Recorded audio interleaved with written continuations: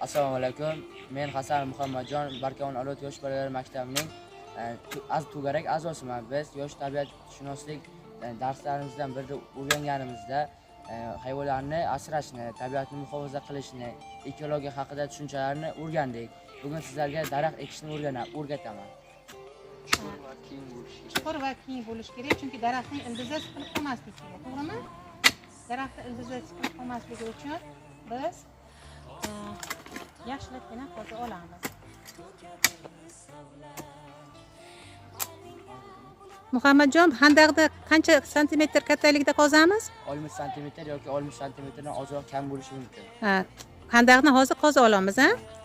Yaxshi, qozish jarayoni boshlangan. Juda ham yaxshi. Ko'chatimizni tomirini zararli joylarini olib tashlaymiz va kerakli joylarni qoldiramiz va ko'chatni ekib bo'lgandan so'ng ko'chatni uchlarini kesib olamiz, chunki tomirga kuch berish uchun. Birinchi qo'yamiz, keyin qo'yamiz. Har tomoniga bir qo'yamiz.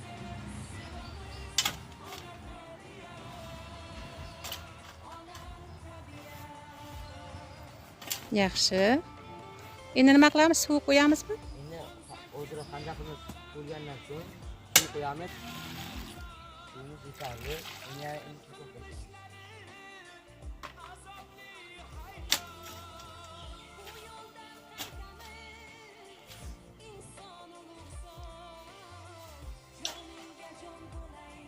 Mana daraxtimizni ekib ham bo'ldik. Endi buni kesib olamiz ushlarni.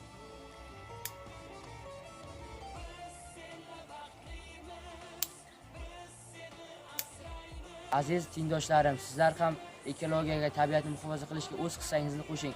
Bobolarimiz aytgandek, daraxt eksang, uni mevasini odamlar, qushlar yesa ham uni savob sizga tegib turadi. Ekologiyaga o'z hissangizni qo'shing.